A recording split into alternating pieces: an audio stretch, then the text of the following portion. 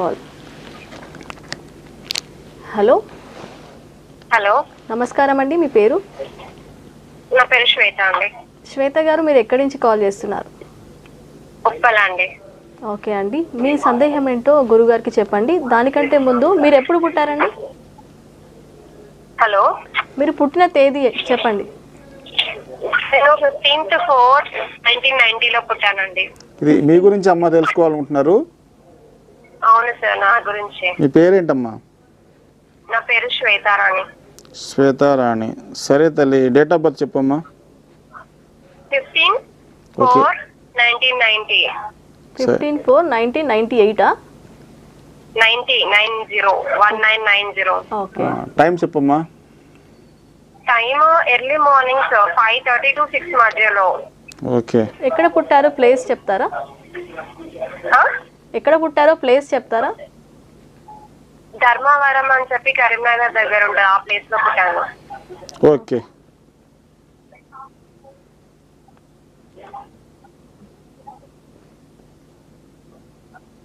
ఇప్పుడు మీ సమస్య ఏంటో చెప్పండి గురువు గారికి.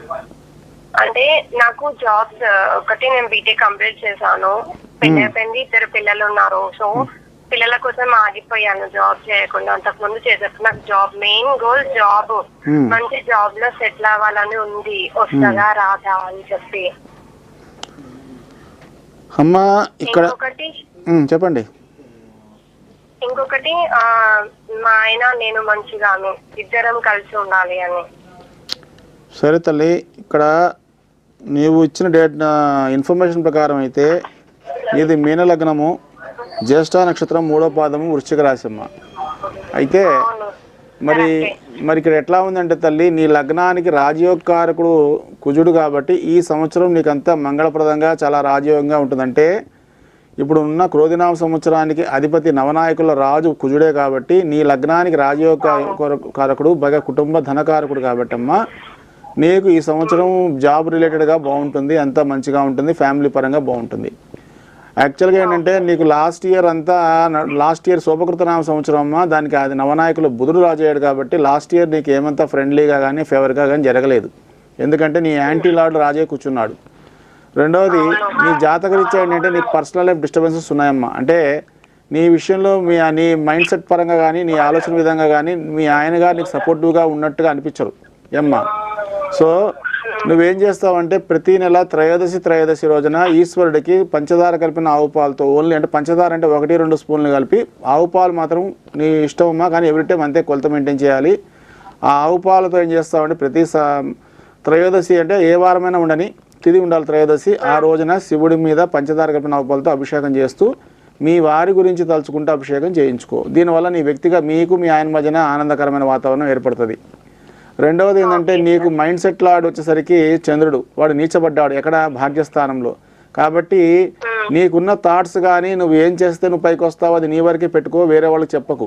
అలా చెప్పడం వల్ల ఏమవుతుందంటే నీ థాట్స్ని అవతల వాళ్ళు దాన్ని వెడకరించి దాన్ని హాస్యం చేసి మొత్తము ఉన్నదంతా అంటే ఒక రకంగా అట్టర్ ఫ్లాప్ అయిపోతుంది. అందుకని నీ ఆలోచనలు నీ వరకే పెట్టుకుని దాన్ని నీ ఎదుగుదలకి వాడుకోమ్మ. తర్వాత ప్రతి నెల తదియ నాడు ఆ పసుపు గౌరమ్మకి పూజ చేసుకుని ఆ అమ్మవారికి అష్టోత్తరనామాలు చదువుకుని ఆ గౌరమ్మకి బెల్లం ముక్క నైవేద్యం పెట్టి నీకేం కష్టాలు ఉన్నాయని అమ్మవారు చెప్పుకుంటే మీ మైండ్ సెట్లో కొంచెం రిఫ్రెష్ అవుతుంది, వే ఆఫ్ థాట్స్ ఇంప్రూవ్ అవుతాయి, అది నీకు మంచి జరుగుతుంది. అలాగే అమ్మవారు పెట్టిన బెల్లం నైవేద్యం స్వీకరించి ఆ అమ్మవారిని అదే రోజు కదిపేసి తులసి ముక్క కాకుండా ఏదైనా మొక్కలకి పోసేయమ్మ. ఇది కాకుండా నీ way of talking levels improve అవ్వడానికి ప్రతి మంగళవారం నెలకొక మంగళవారం ఆంజనేయ స్వామికి సింధూరం పోయించమ్మ. ఇలా పోయించడం వల్ల ఏమవుతుందంటే నీ way of talking levels improve అవుతాయి, కమ్యూనికేషన్ స్కిల్స్ ఇంప్రూవ్ అవుతాయి. తర్వాత నీ జాబ్ సెక్టార్ కానీ లైఫ్ సెక్టార్ కానీ బాగుంటుంది. ప్రస్తుతం నీకు అర్ధాష్టమ శని నడుస్తుందమ్మా. దానివల్ల ఏమవుతుందంటే కొంచెం నిన్ను అంటే పని చేయించుకుంటారు, దాని మీద కాంప్లిమెంట్ ఇవ్వకపోగా దాన్ని క్రిటిసైజ్ చేయడం కానీ విమర్శించడం కానీ ఇలాగా కొంచెం నిన్ను డిస్కస్ చేసేలా మాట్లాంటారు. సో నువ్వు ఎప్పుడైతే ఆంజనేయ స్వామికి ఇది చేస్తూ ఉంటావో కొంత నీకు సైకలాజికల్గా స్ట్రెంగ్తన్ అవుతావు. సరేనమ్మా, ఉంటాను. సో థ్యాంక్స్ ఫర్ కాలింగ్ అండి. గురువుగారు చెప్పినట్టుగా మీరు అన్ని పరిహారాలు పాటిస్తే మీకు చక్కటి ఫలితాలు లభిస్తాయి. గురుగారు, ఇందాక మీరు రాముడి గురించి చెప్తున్నారు కదా. యాక్చువల్గా అమ్మా రాముల వారు